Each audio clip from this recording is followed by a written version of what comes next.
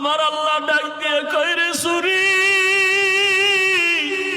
আমার ইসমাইলের একটা পশমের ক্ষতিও যেন তোমার দ্বারা না হয়। আল্লাহর হুকুমে ছুরি কোনো কার্যকারিতা করে না, একটা পশমও কাটে না। ইব্রাহিম নবী এবার পাথরের উপরে আঘাত করলেন, ছুরি দিয়া পাথরটা আলাদা হয়ে গেল।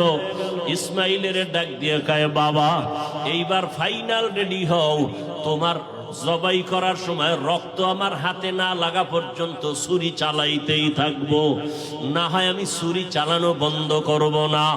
এবার ইসমাইলকে শেষবারের মতো শোয়াইয়া ছুরি যখন চালাবে, রক্ত হাতে না লাগা পর্যন্ত ছুরি চালানো বন্ধ করবে না বলিয়া ইব্রাহিম নবী নিয়ত করে ফেললেন।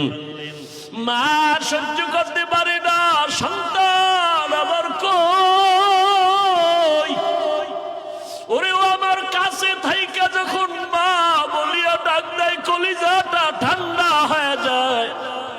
একটা সন্তানের মা ডাকে এত মজা, দুনিয়ার বাদশাও যদি বানায় দেয় এত মজা পাওয়া যায় না। সন্তান যখন আম্মু বলে ডাক দেয়, মায়ের কলিজাটা ঠান্ডা হয়ে যায়। মা হাজেরা ইসমাইলের বিদায় দিয়া তাকায় তাকায় কান্না করে। ইব্রাহিম নবী পিছনে তাকায় না, তাকাইলে মায়ার কারণে পরীক্ষায় পাশ করা যাবে না। ইসমাইলও আনন্দে আনন্দে যখন বের হয়ে যাচ্ছে, শয়তানের মাথা গরম হয়ে গেল।